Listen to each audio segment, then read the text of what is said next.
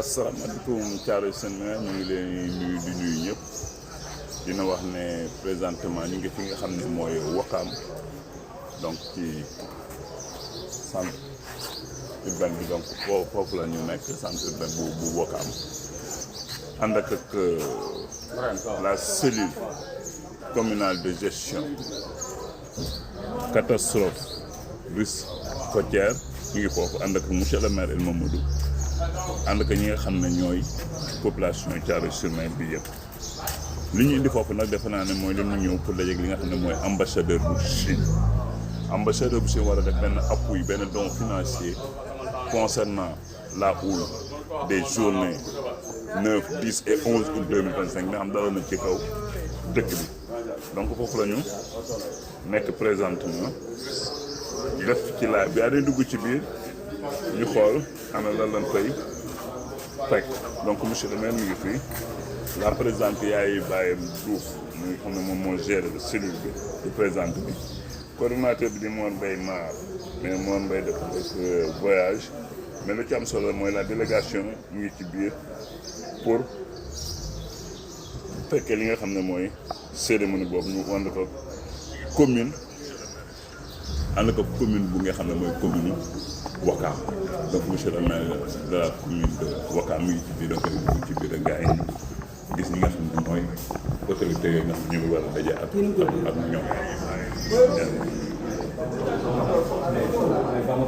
ko def nañ ay présentation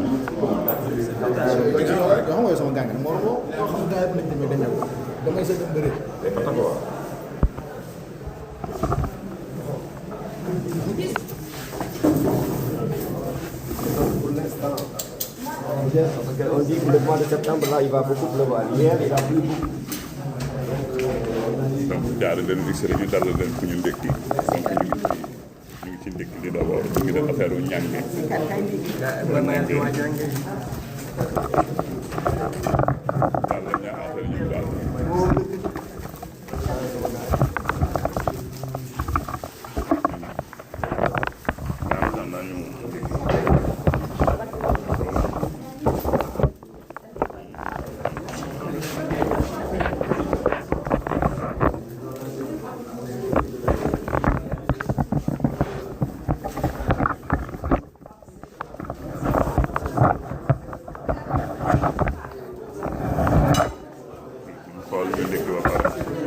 gaa yi ñii dañ leen ndékki ba pare bu ndékki ba pare ñu nañu eggal laaj bi parce que tamit nekk ci mbir rek ba doo tal dara moom kenn waxu ko kenn xam nga dem toog ndékki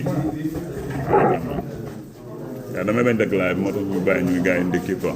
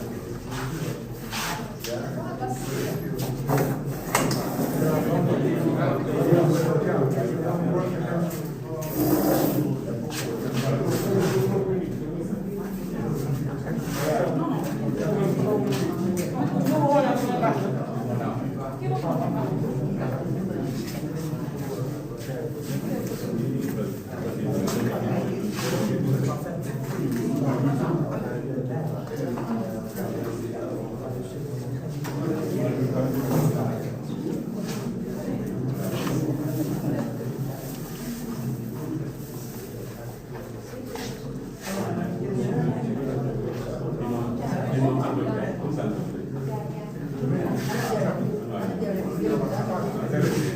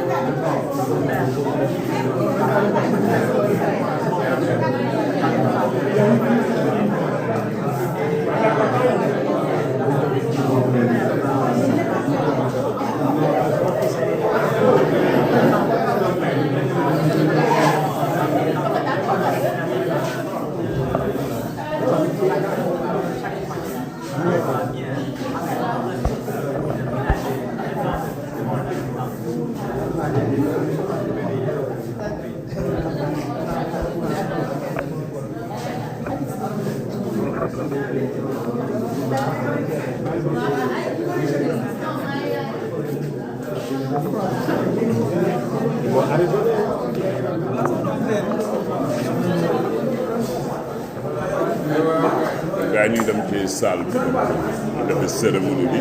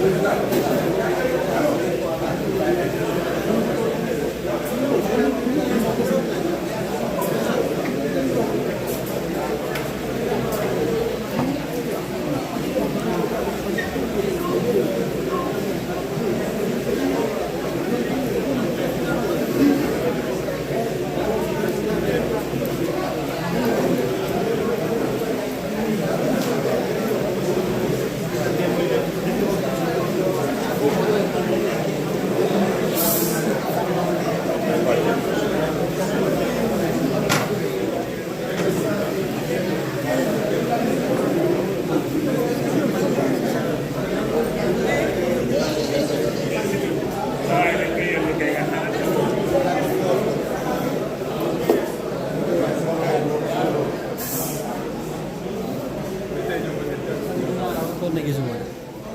démb dama ñëw mu ne ah maa ngi jàpp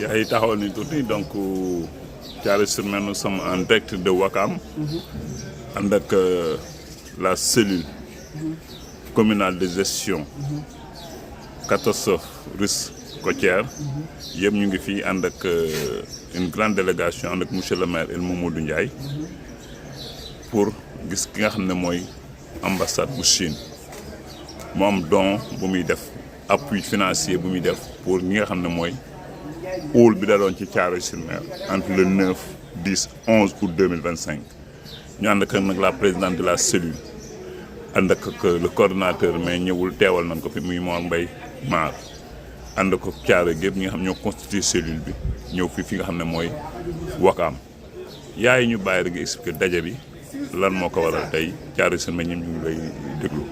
merci beaucoup Sekane Fall et comme ni nga ko waxee rek tey ñu ngi fi Ouakam pour recevoir un don financier bu nga xamante ne ni l'ambassade de Chine moo ko jox ñi impacté à la houle au niveau de Thiaroye-sur-Mer ku nekk xam nga ne bu houle bi dalee Thiaroye fan yi passé dafa def ay dégâts yu bari yàq fa lu bari ci wàllu kër yi ci wàllu matériel pêche bi surtout mu impacté acteur de la pêche yëpp muy pêcheur bi muy femme transformatrice yi muy mareyeur yi mais aussi même borom boutique yi ak ñu jaay ci taabal yi et biñ ko defee vraiment ñu remercier Thiaroye encore une fois de plus ñëpp ànd nekk benn ñu taxawal benn cellule c'est que wax na ko léegi muy la cellule de gestion des risques et catastrophes côtiers bu nga xamante ne ni par arrêté la ko maître El Mamadou Ndiaye dëggale loolu bu ñu ko defee ba pare ñu amoon relation partenariat avec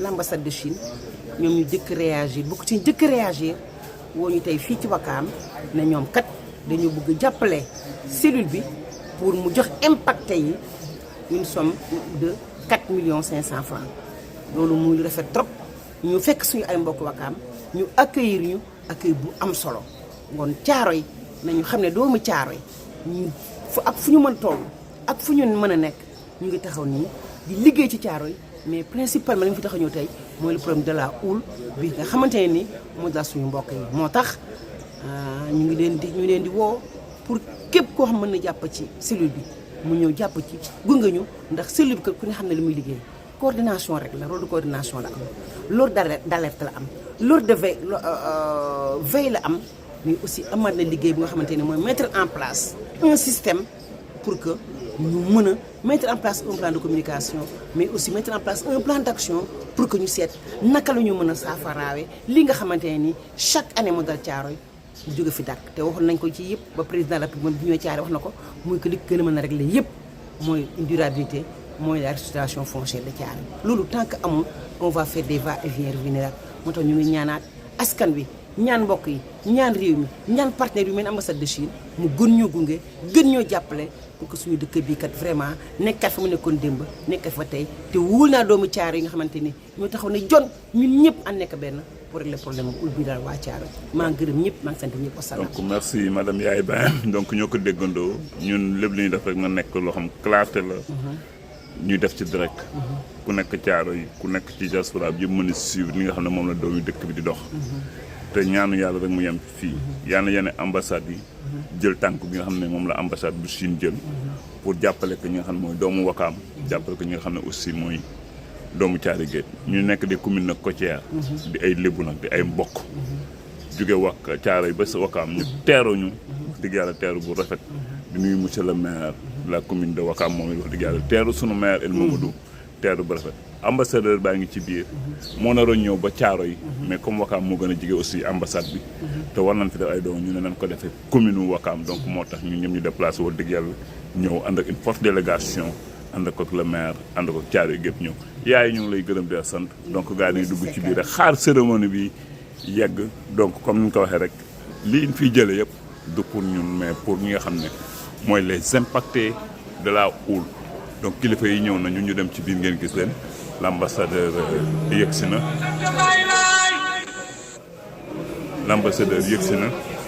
donc ñu ngi noonu ci biir ñu dem.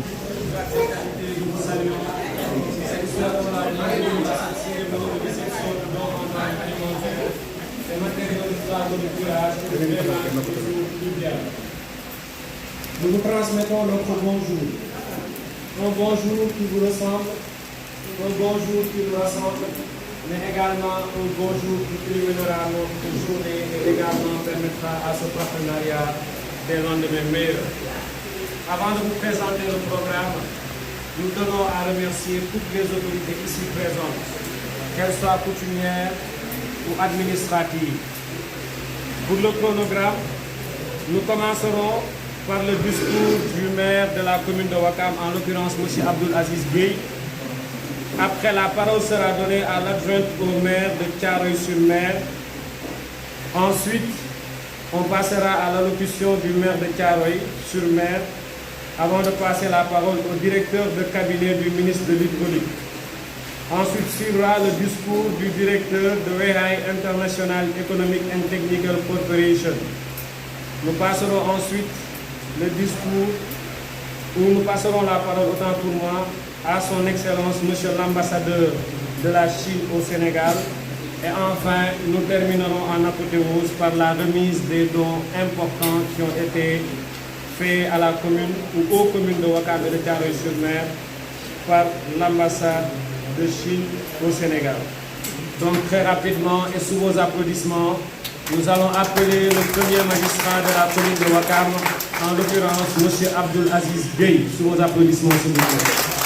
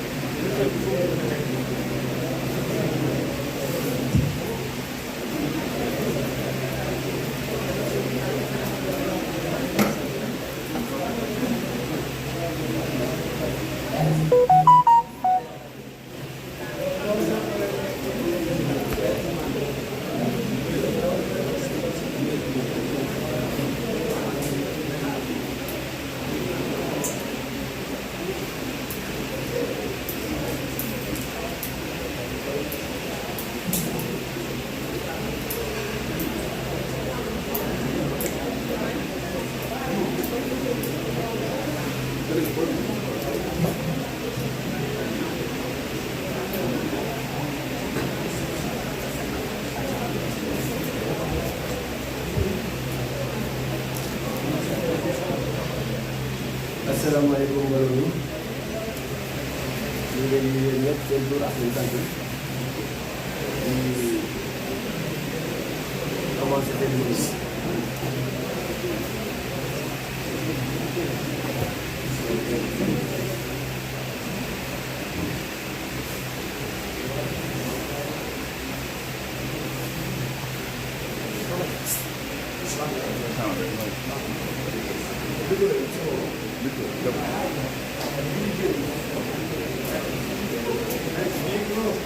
Excellence, Monsieur Lee Jigang, ambassadeur de Chine au Sénégal, Monsieur le maire de la commune de Thiaroye-sur-Mer, El Mamadou Ndiaye, Monsieur le directeur de cabinet du ministre de l'Hydraulique,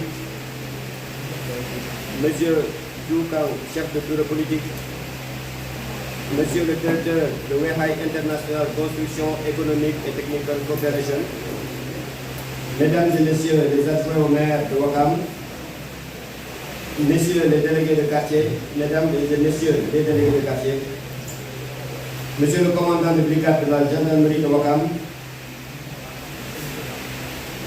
Messieurs et Mesdames les conseillers municipaux,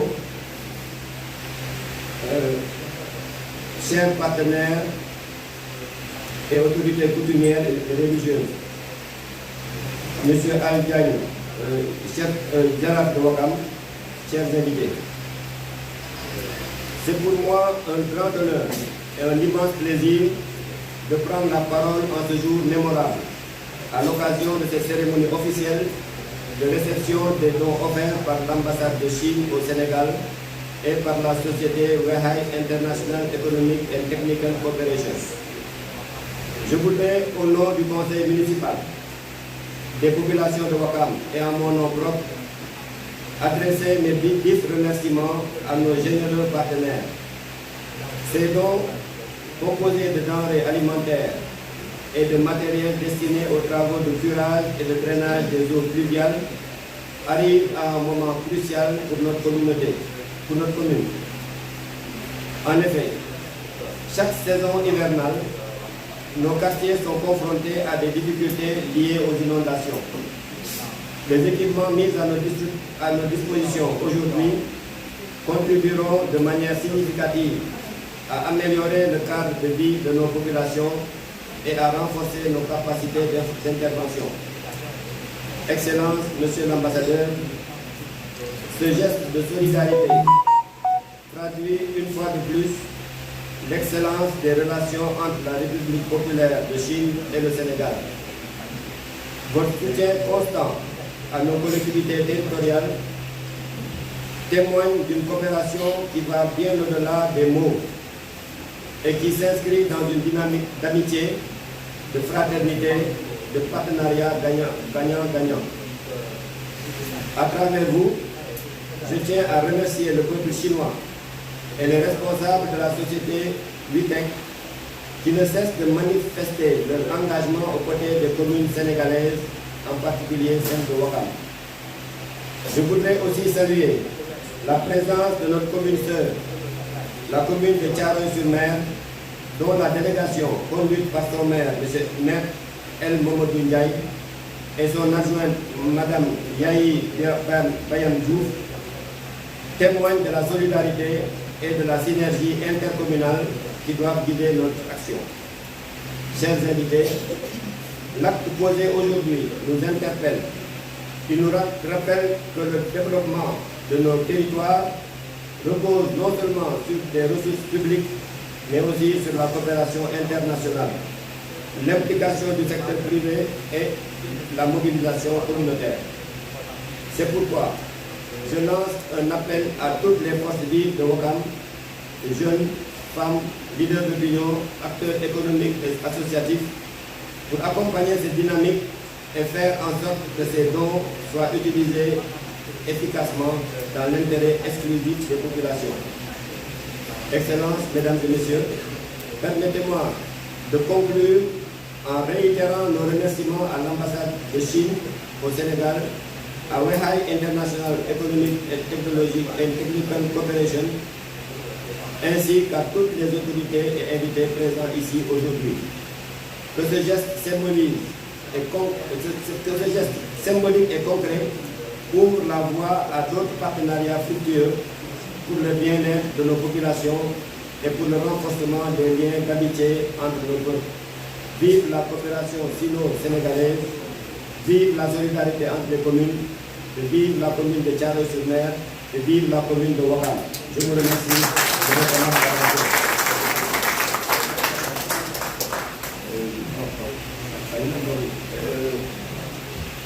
ba wax ci olof rectifié wàlle guddi parce que l'imam ratib imam Babou est dans la salle, vous savez pas.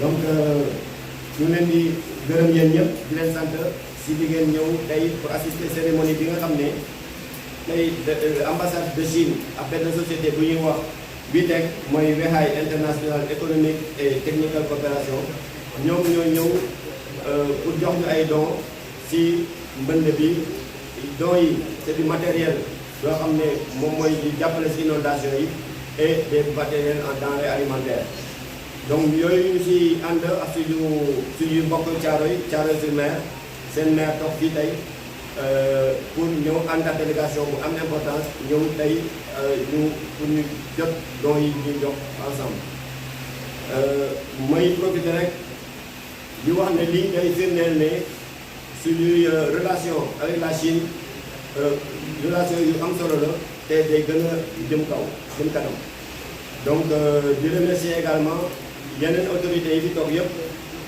notamment le directeur de cabinet du ministre de l'hydraulique mu ngi toog le commandant de brigade son adjoint mu ngi toog ak ñeneen ñoo xam ne ñu ngi personnel bi toog yëpp ñu ngi leen di gërëm di leen sant bu baax a baax délégué kenn desul Thiaroye monsieur le maire aussi indi nañ seen délégation bu am doole donc ñu ngi leen di gërëm di leen sant bu baax si ñu doon ñëw taxaw te di remercier encore une fois ambassade de Chine ak société Wehaï bi BITEC Wehaï International Économique parce que dañ leen fàttali ne Ouakam dañu am benn partenariat avec la ville de Wehaï loolu moo tax tey ñoom ñu ñëw def seen don ñoom tamit donc ñu leen di gërëm di leen sant bu baax si seen déplacement merci beaucoup.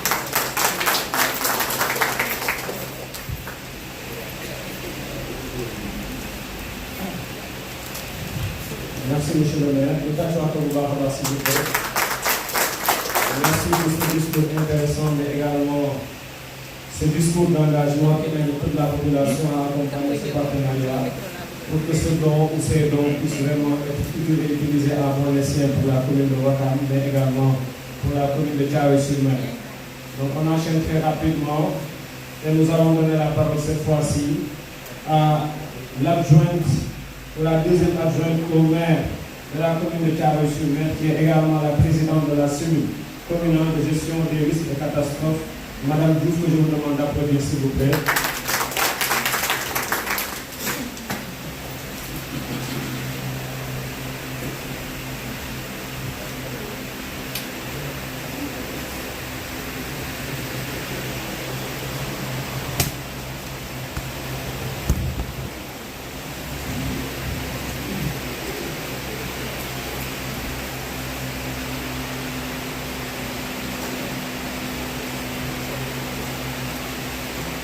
Merci beaucoup.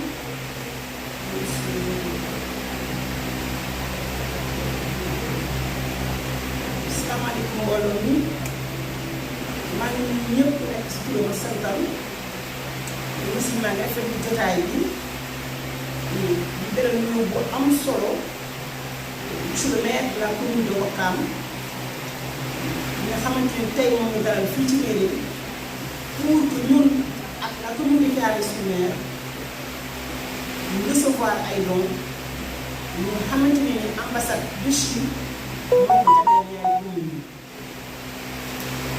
donc bi tax mu am solo mu def fekk suñu ay communauté suñu ay population nekk si ay jafe-jafe ci wàllu mbënn mi surtout par rapport à la eau qui a affecté Thiaroye-sur-Mer loolu bu amee ñun au niveau de la commune de Thiaroye-sur-Mer tooguñu di xaar aussitôt que eau bi yàq nañu suñu kër yi yàq matériel de pêche bi yàq fan transformateur seen ay unités seen ay matériel yàq mareyeurs yi seen ay taal yu doon jaay mais aussi yàqal population yi même seen ay commerce nekkoon ci bon nit ku nekk gis na loolu ci biir ci presse sénégalaise bi et ki la monsieur le maire de la commune de Thiaroye-sur-Mer jógee taxaw mais il faut qu'on mette en place une cellule communale de gestion des risques et catastrophes côtiers cellule boobu am na ko composé ci askan bi muy ARMOL muy les pêcheurs jiital ci le président bi nga xamante ne moo jiital Moli Thiaroye muy Mor Mbaye Mar ñu def ko la part avec une forte délégation ñu ñëw fi teg ci les mareyeuses alliées mais aussi teg ci ñi nga xamante ni ñoo manqué dëkk bi muy les chefs de quartier on ne peut rien faire sans eux dans les quartiers surtout dans les quartiers côtiers ñi nga xamante ni ñoom ñoo gën a affecté ñu teg beneen cadre beneen kuréel bu amat Thiaroye nga xamante ne mooy lépp luy développement au niveau de Thiaroye-sur-Mer acteurs yi nekk ci bépp fan développement ñu nekk bu ñu paree jóg si mairie bi ànd ak ñoom jàppale leen di leen gunge ci taxawaay bi ñu aussi di leen gunge ci liggéey bi réseau communautaire yaa ngi ci presse baa ngi ci ñëpp nga ci série boobu tax mu am solo dafa am visibilité am appropriation aussi am ancrage communautaire. On a fait un travail de terrain ñun ci suñu bopp on a pu recenser tous les familles impactées tous les ménages impactés mais aussi tous les matériels de pêche yi yàqule ci biir bi. Et après cela nous on a fait une demande sous couvert de monsieur le maire aux autorités. Et c'est le moment de remercier l'ambassadeur de Chine qui a bien voulu répondre favorablement à notre demande. Très favorablement même, c'est la raison pour laquelle nous sommes présents aujourd'hui ici. Excellence, nous vous remercions au nom des populations de Thiaroye-sur-Mer, mais aussi au nom de monsieur le maire de la commune de Thiaroye-sur-Mer et des membres de la cellule de coordination de tous les familles infectées de ce village.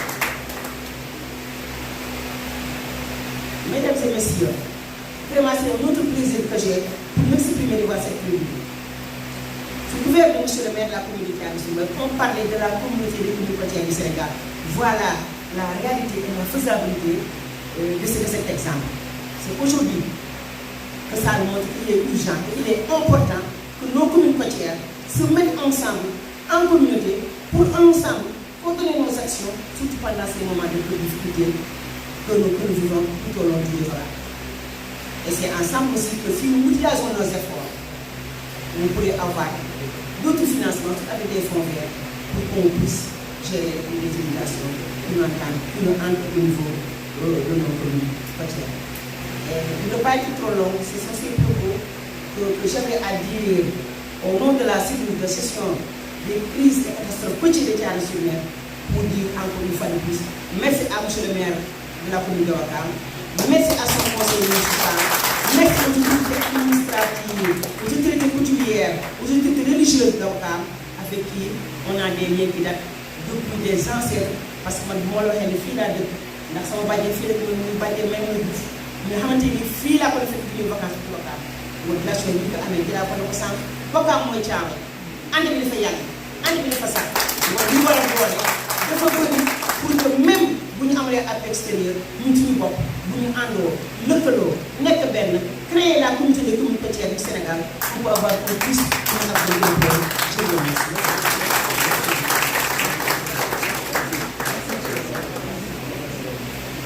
Merci Madame Diouf.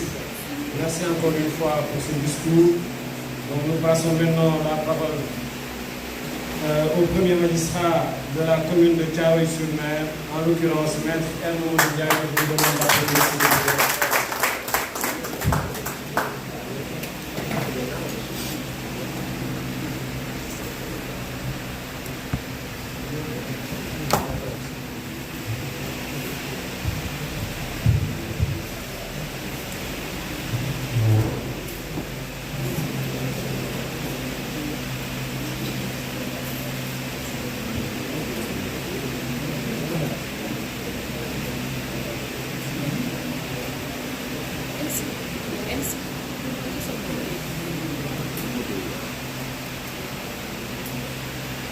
Merci beaucoup. Excellence, Monsieur l'ambassadeur de la République de Chine au Sénégal, Monsieur le directeur de cabinet du ministre de l'Hydraulique, Monsieur le maire de la commune de Ouakam, chers collègues et non moins frères parce que nous partageons la même communauté que la communauté de vous. Nous avons la fierté effectivement d'incarner. Au-delà, je voudrais profiter de ce moment également pour saluer vivement votre adjoint au maire, Samba Kandi, avec qui j'ai partagé des moments. Samba, je le rappelle, est un excellent juriste avec qui j'ai partagé pendant des années le même cabinet. Monsieur le directeur the Way International Economic and Cooperation, les autorités coutumières de Ouakam, le Jaraaf Alioune Djibril, le grand Serigne de Yoff Massamba Mbaye, les notables délégués de quartier, l'imam ratib de Ouakam.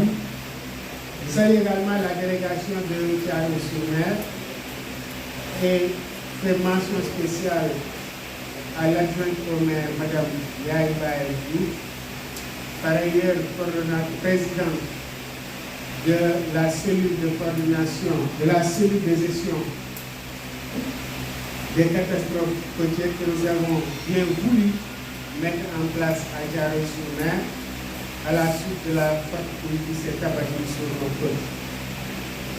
C'est pour moi, mesdames et messieurs, un honneur et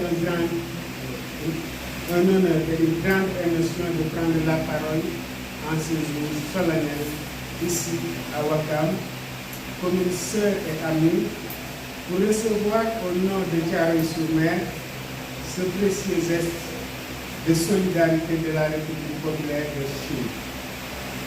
Les récentes pluies ont durement frappé nos populations du littoral, causant des pertes matérielles importantes et plongeant des familles entières dans la précarité. Face à ce drame, votre présence parmi nous, Excellence, ainsi que le soutien généreux que vous manifestez à travers la remise de ce chèque sont pour nous un réconfort inestimable. Permettez-moi d'exprimer, au nom du conseil municipal et des populations de Thiaroye-sur-Mer, toute notre reconnaissance au gouvernement et au peuple chinois. Votre geste dépasse la valeur financière. Il est un symbole de force, d'amitié, de fraternité et de solidarité internationale. Je voudrais également remercier chaleureusement le maire de Ouakam pour l'accueil et l'hospitalité dans cette belle commune qui partage avec nous les mêmes réalités et les mêmes défis liés à l'érosion côtière et au changement climatique.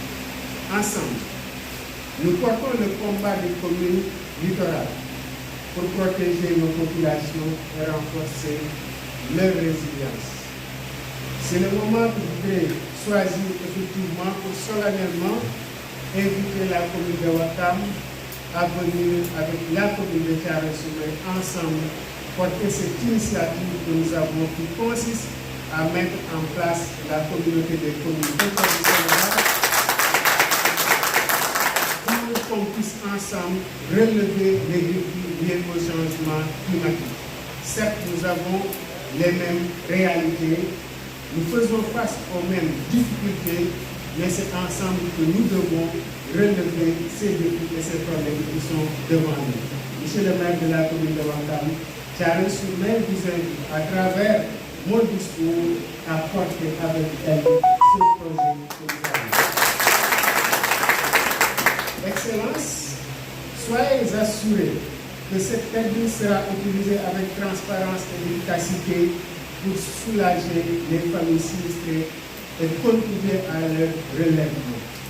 En terminant, je voudrais redire notre fierté de pouvoir compter sur des partenaires sincères comme la Chine, mais aussi la solidarité entre les communes sœurs de Thiaroye-sur-Mer et Ouakam. Excellence, vous nous avez reçu tout récemment. Votre discours nous a effectivement frappé, parce qu'à travers votre discours, nous avons senti la volonté d'accompagner, de collaborer avec notre commune. Aujourd'hui, Excellence, nous avons constaté que vous avez passé à l'acte. En quoi faisant? En répondant à l'appel de Thiaroye. Excellence, vous avez été parmi les premiers à manifester leur solidarité à Thiaroye lorsque ces coups se sont abattus sur nous.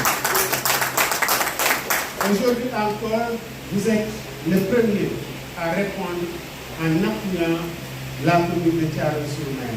Cela témoigne encore une fois que la Chine, le peuple chinois, la République chinoise tient effectivement à sa parole. Cela est d'autant plus vrai qu'en l'espace de 2 semaines, c'est la deuxième fois que nous assistons avec la Chine à une cérémonie de la sorte. Récemment, nous avons suivi à la télévision apporter un soutien à coups de milliards au comité d'organisation des Jeux. Cela veut dire que la Chine s'est inscrite dans une dynamique de solidarité, mais de solidarité agissante. Au nom de nos populations, je voudrais, Monsieur Excellence l'ambassadeur, vous dire merci. Merci encore, merci du fond du cœur. Vive la coopération sino-chinoise, vive la commune de Ouakam, vive la commune de Thiaroye-sur-Mer. Merci.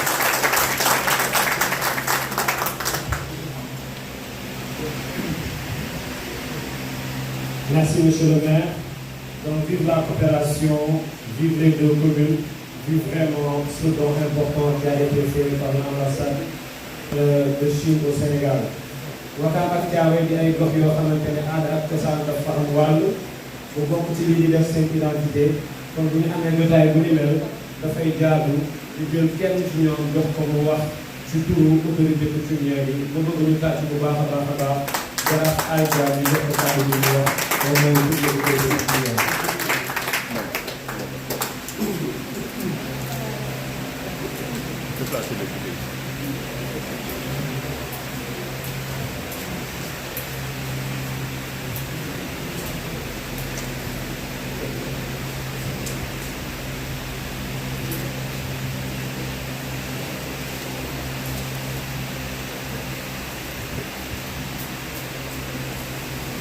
أعوذ بالله من الشيطان الرجيم بسم الله الرحمن الرحيم والصلاة والسلام على أشرف المرسلين سيدنا محمد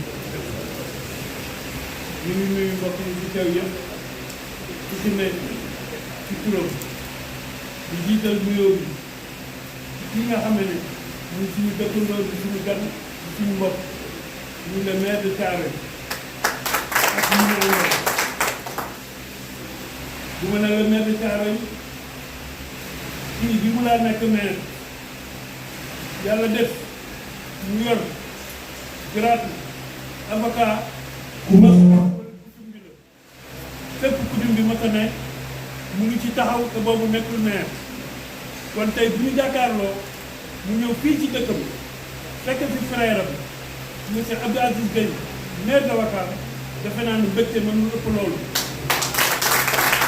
ñu ñaar ñoo xam ne dañu bokk kudum ba pare yàlla nattu leen ñu yor dëkk kon am nañu yaakaar ci ñoom yàlla na yàlla jàppale leen buñ ci jógee ñuy nuyu imam bii toog bii de Ouakam muy imam Ratib Ouakam di si teg ñii nga xam ne ñoom ñooy ay nayenam nekk ci ginnaawam di ci teg ki nga xam ne moom mooy grand Serigne de yow muy Mass Mbengue muy toog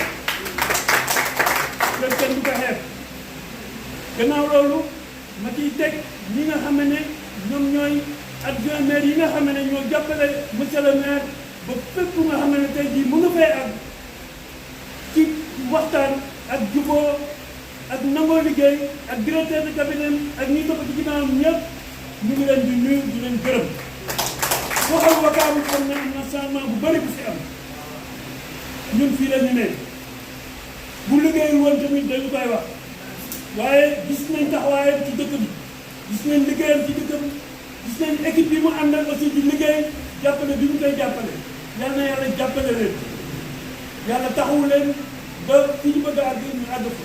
ñuy nuyu aussi le président des délégués de quartier Mamadou Kane ndax délégué de quartier yi mu àndal ñoom it Père Demba Thioy ñoom ñi nga xam ne aussi du ñu sonn ak Seydi Ndiaye toujours ñu ngi taxaw ci lépp lu nga xam ne dëkk bi la. mais mu jël nuyoo bi autorité coutumière yi nga xam ne ñoo nekk ci Ouakam sama taxawaay ci ñëpp laa représenté Ouakam benn bopp la kenn mënu ko xar ñaar ñëpp laa représenté ñii ñëw ak ñii ñëwul sama maam ba tëdd feebar ak lépp nga xam ne njabootam koy taxawu ñu ngi sant ñëpp di gërëm ñëpp di wax son excellence monsieur l'ambassadeur de la Chine on sera toujours content de vous. Chaque jour, la Chine manifeste ses actions envers les populations du monde. Non pas envers seule la population sénégalaise, mais envers la population du monde. Je pense que la collaboration entre le Sénégal et la Chine, ça va être une collaboration gagnant-gagnant. Le Sénégal ne se perd pas. Parce que qui connaît la Chine, un grand pays comme la Chine, avec son développement, avec son cœur de participer pour les peuples, je pense que le directeur du cabinet du ministère de l'Union ne me laisserait pas sans parole. Qui connaît la Chine, connaît ses actions envers le peuple du monde. Nous vous souhaitons, monsieur l'ambassadeur, soyez le bienvenu sur cette terre de Teranga-Té de Sénégal. Soyez bienvenus. Constatez avec toutes nos forces et tout ce qu'on a pour te dire que, dit à la République du Sud, le Sénégal avec la Chine, avec le président, avec le ministre et ses ministres, avec sa population. Je vous remercie. Merci beaucoup. jërëjëf Anne jërëjëf Jaraaf ñu ngi dellu di la jaajëfal bu baax a baax ci kàddu yu am solo yi. Nous allons maintenant passer la parole à monsieur le directeur de cabinet du ministre de l'Hydraulique. Je vous demande d'applaudir s'il vous plaît. est-ce que dina jot ma ñëw taxaw bàyyi ma taxaw du jot dina jot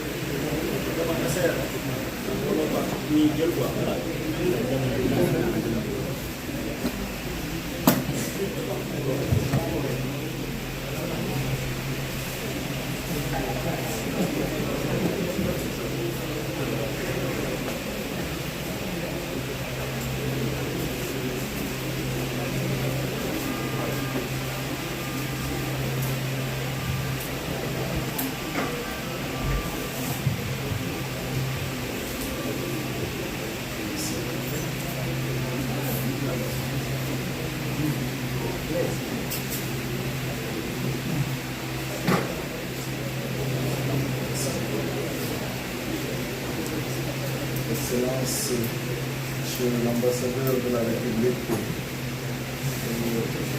à Chine, Monsieur le maire de la commune de Ouakam, Monsieur le maire de la commune de Thiaroye-sur-Mer, Monsieur le Jaraaf, l'autorité coutumière, Monsieur le représentant de la brigade de Ouakam, commandant, autorité coutumière, autorité religieuse, chère population de Ouakam, Thiaroye-sur-Mer, la délégation, sans oublier l'équipe de l'ambassade. Je voudrais, au nom de monsieur le ministre de l'Hydraulique et de l'assainissement, le docteur Cheikh Tidiane, Remercier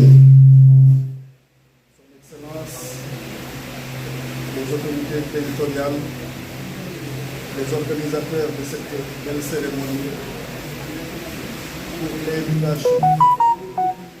Vous devez venir personnellement assister à cette cérémonie. Seulement, il y a eu le Conseil des ministres aujourd'hui et il y a un délégué pour le représenter. Je voudrais saluer ce bel exemple de coopération à la base entre communes et réitérer l'engagement de M. le ministre à soutenir ces causes communautaires, cet engagement à vouloir fédérer les bonnes causes. Saluer encore une fois la République sœur de la Chine à travers l'entreprise pour ce don offert à la population de deux communes et il y a une coopération agissante. Messieurs les maires l'ont dit, mes prédécesseurs l'ont également salué. C'est un bel exemple de coopération qu'il faille dupliquer véritablement, surtout quand ça concerne l'inondation, la lutte contre les inondations à travers ce don pour le curage des caniveaux et le drainage des eaux pluviales. C'est une belle contribution que vous apportez à la lutte contre ces inondations et qui est une préoccupation pour le gouvernement du Sénégal, une préoccupation pour les communes et pour les populations. Soyez rassurés de notre ouverture à accompagner davantage ces communes, à cette ouverture pour une coopération encore gagnante et fructueuse entre la République du Sénégal et la République véritablement de la Chine. Pour les récipiendaires, nous savons que ce don-là et ce matériel sera véritablement utilisé à bon escient et voilà, impactera certainement la vie des communautés. Je vous remercie de votre attention.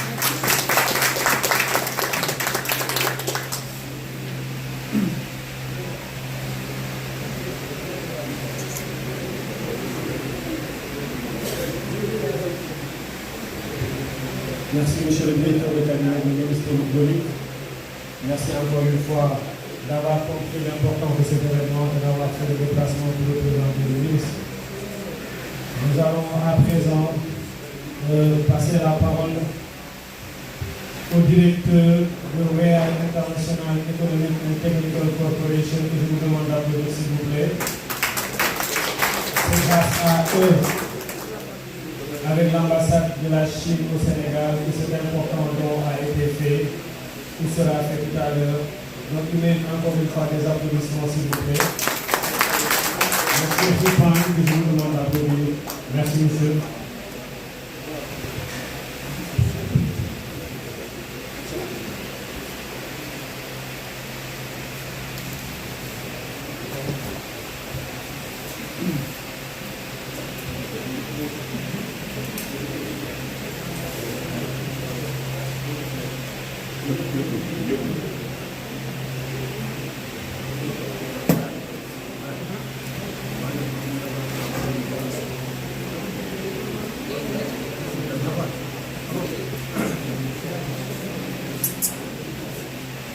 Monsieur ambassadeur.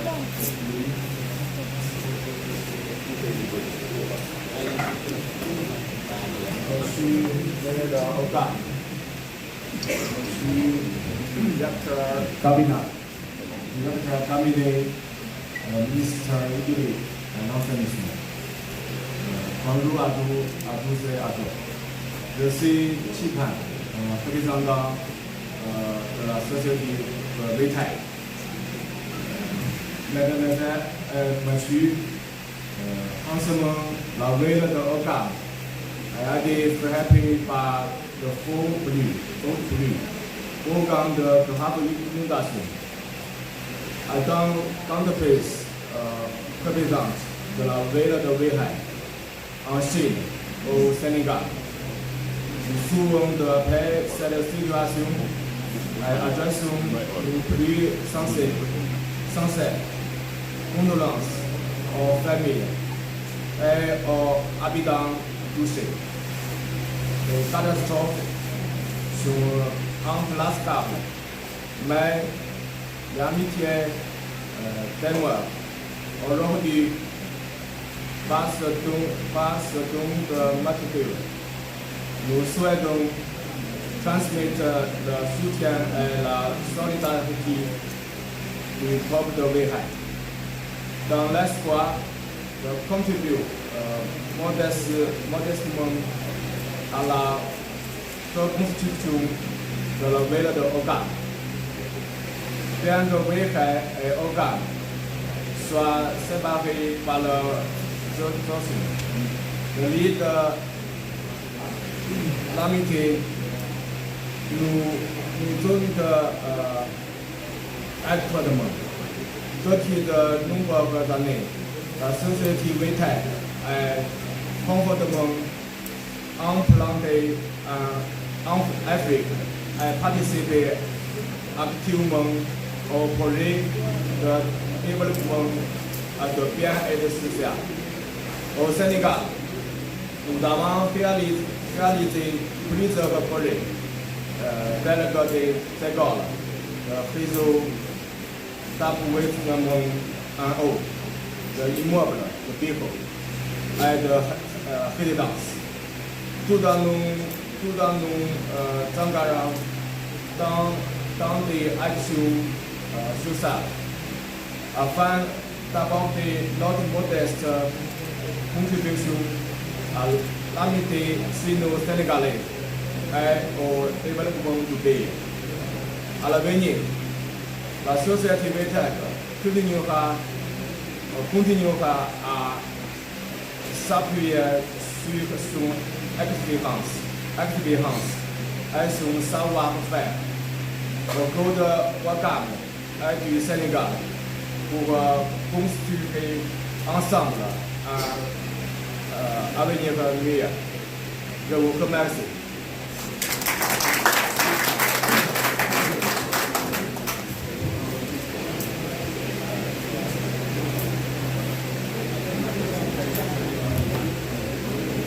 On l'applaudit encore une fois, s'il vous plaît. Merci, monsieur le directeur de WHI, Military Technical Corporation. Merci vraiment pour ce don. Comme c'était prévu dans le programme, nous allons maintenant passer la parole à son Excellence, monsieur l'ambassadeur de la Chine au Sénégal. Je vous demande d'applaudir, s'il vous plaît.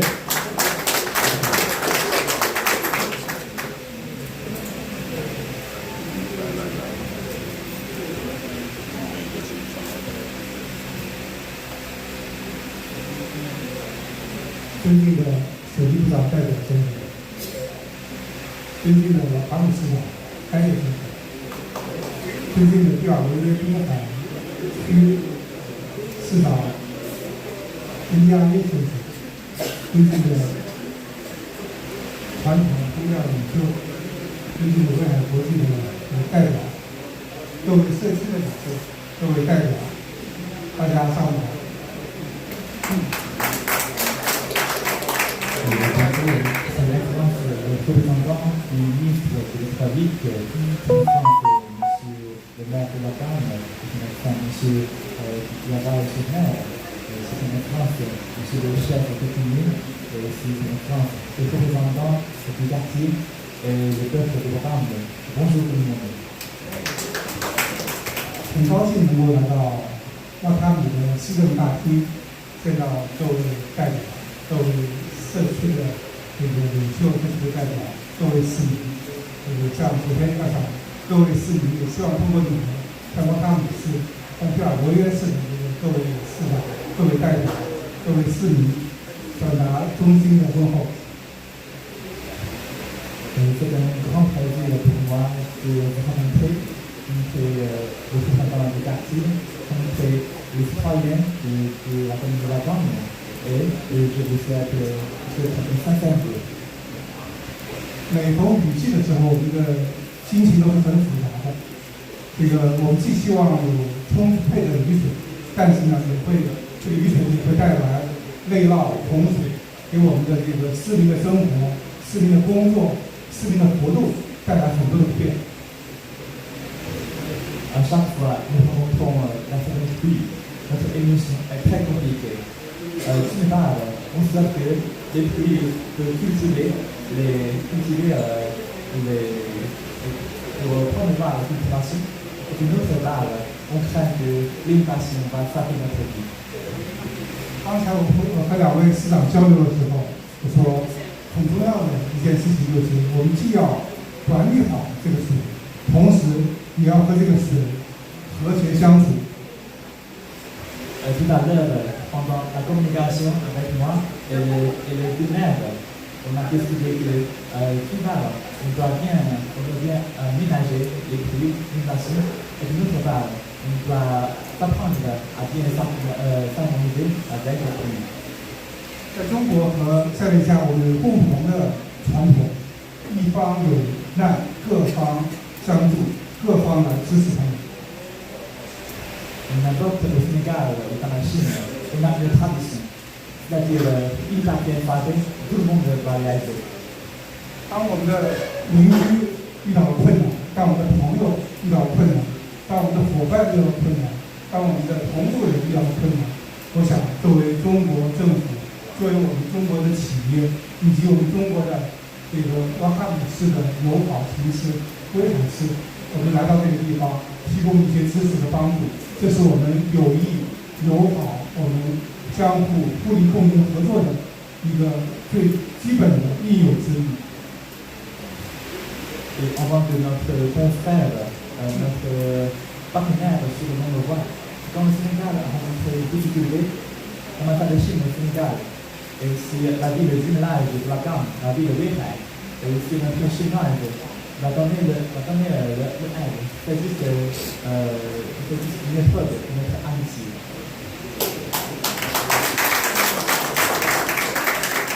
刚才这位代表的发言，我特别赞同。 热情洋溢，充满了友好，充满了兄弟般的情谊。确实，中塞之间的友谊源远流长。我们的友谊从过去走来，走到今天，它还将走到未来。这是得到了我们两国领导人的肯定的，他们就此达成了重要的共识。 J'apprécie beaucoup le discours prononcé par le président. Le discours est très pertinent et plein d'amitié, plein de fierté. L'amitié entre la Chine et le Sénégal, ça vient du passé et ça va continuer vers le futur. Notre amitié est consommée une fois encore et encore par notre deux chefs d'État. 与此同时，人民之间的友谊同样非常重要。我也期待瓦卡姆市和威海市以及这个蒂瓦罗耶市。 和其他的中国的城市之间，能够进一步的拉近这种友谊的纽带，使我们的友谊，使我们的合作能够持续下去，实现可持续发展。Et aussi en même temps, l'amitié entre nos deux peuples est aussi très importante. J'espère que la collaboration entre les villes de la Chine et aussi entre la commune de Wakam, la communauté traditionnelle et toutes les communes va continuer de se promouvoir pour que l'amitié entre nos deux peuples puisse se continuer et créer de nouveaux chapitres. 再次为做一个广告，中国政府每年都会给塞内加尔的孩子们提供数十位、数十60个奖学金的名额，当然还有其他的一些培训机会。我们也希望在座的各位，特别是年轻人，包括各位的孩子们，有机会去中国学习。Et ici, je voudrais aussi vous faire un report. Chaque année, le gouvernement chinois va produire un quota de 60 bourses pour le peuple sénégalais. Donc, j'accueille aussi les peuples sénégalais ici, surtout les jeunes, et aussi les étudiants. J'accueille que vous envoie votre fils pour aller en Chine pour faire des études. 比如昨天我的同事就参加了一个活动，这个中国的一个城市和这个塞内加尔的一个城市，这个里菲斯特建立了这种友城关系。他们给里菲斯特的孩子们提供了3个奖学金，去学习海洋经济的发展、海洋环境的治理。Par exemple, hier, mon collègue a assisté à une cérémonie d'installation du jumelage entre Rufisque et la ville d'Aushan, la Chine. La ville d'Aushan a produit 3 quotas de bourses pour le bien Rufisque d'apprendre l'économie maritime et aussi la protection environnementale maritime. 所以，中国和塞内加尔，我们虽然相距遥远13000公里，但是我们的心永远在一起，我们的合作的潜力非常的大，而且这个我们一个最重要的合作的基础是什么呢？就是因为第一，我们都有着5000年的文明的传统；第二，我们都是好客之国；第三，我们始终相互尊重、平等相待。Et donc, l'affirmation de la coopération entre la Chine et le Sénégal est très saine. Premièrement, nous sommes tous des pays avec une longue civilisation. Et deuxièmement, nous sommes tous des pays avec une hospitalité. Et troisièmement, nous sommes tous des pays s'entendant avec le respect et nous sommes avec l'égalité. 最后，我祝愿瓦卡姆斯毕尔瓦罗约是早日走出困难，实现自身的这个繁荣与发展。最后，我也要祝愿中山友谊天长地久。Pour faire mon discours, je souhaite à la commune de Wakam et à la commune de Hawaï de survivre sur une défi et aussi vivre la coopération Chine-Sénégal, vivre l'amitié Sénégal.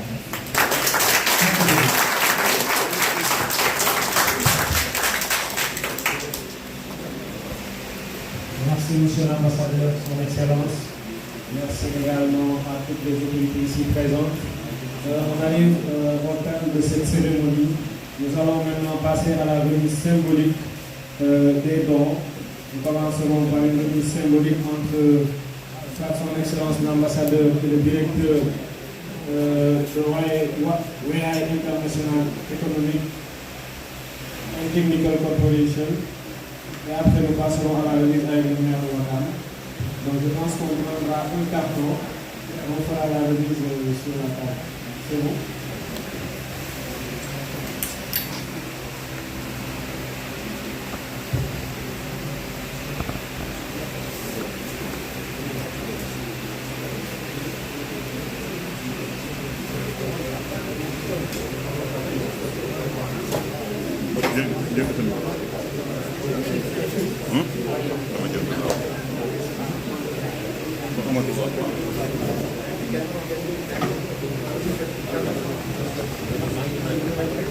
Alors, on précise encore une fois, ça a été dit au début, ce ne sont pas que des matériels de curage et de drainage des eaux pluviales, il y a également des denrées alimentaires.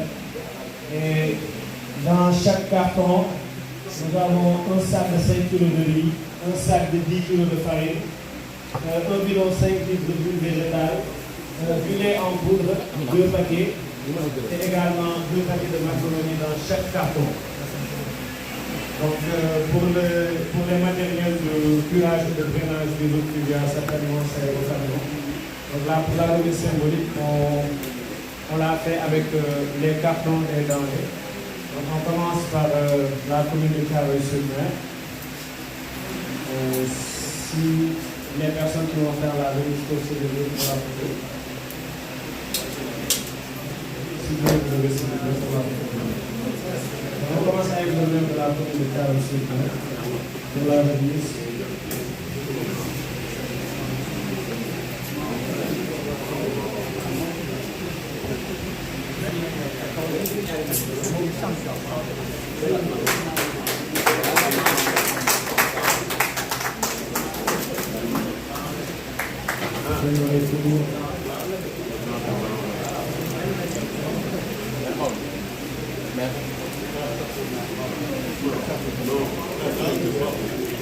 Après, on fera une photo de groupe, une photo de famille, avec toutes les autorités.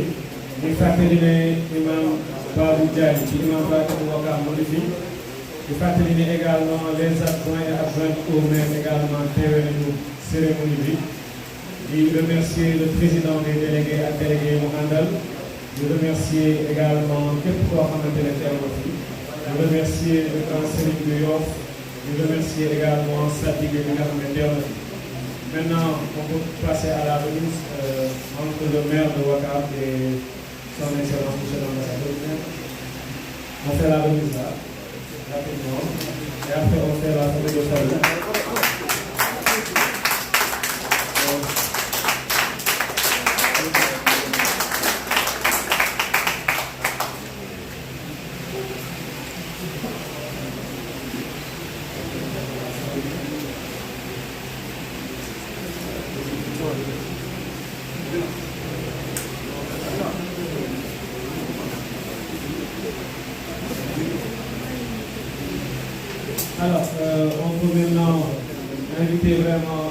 autorités pour une photo de famille. Ok. Donc ñu ngi proposé pour ñu wane li nga xam ne moo nekk ci carton bi ginnaaw bi ñu ko waxee ba pare.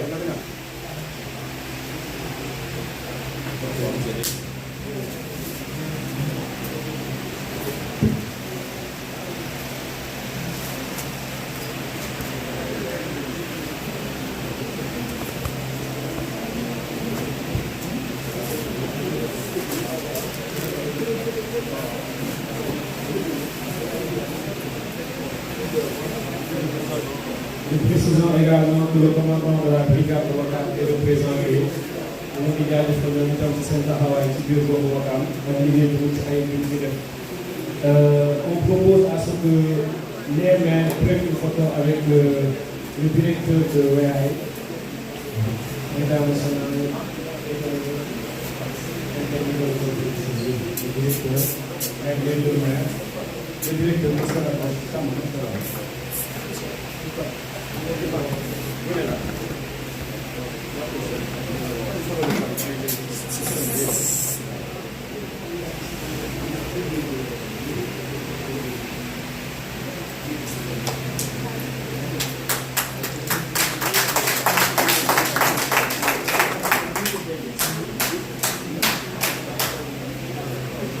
On applaudit encore une fois.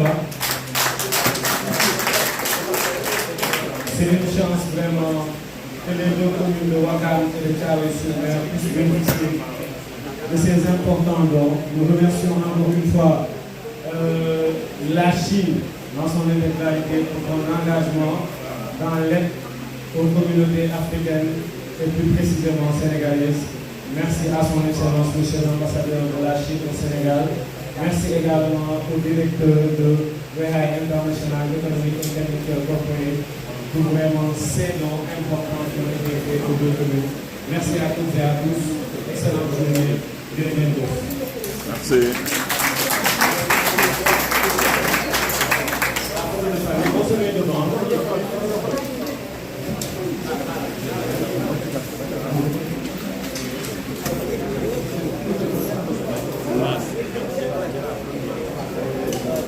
Donc gars yi mi ngi noonu jeex na foofu lañ ko tëjee donc lii moo ñu indi woon tey fi nga xam ne mooy Ouakam ànd ak cellule communale de gestion catastrophe nga xam ne moo am ci pool bi à Thiaroye-sur-Mer. Gis ngeen don yi fii l'ambassadeur bi joxe muy l'ambassadeur de la République populaire de Chine joxe na ko fi jox ko ñi nga xam ne mooy Ouakam ci wàllu inondation yi. bi ci des mooy li mu joxe nag pour Thiaroye-sur-Mer ñu préciser ko c'est pour ñi nga xam ne uul bi dafa daloon si seen i matériel ñi si seen i kër ñi mu yàq seen i gaal ñi mu yàq seen i mbaal ñi mu yàq seen moteur hors bord.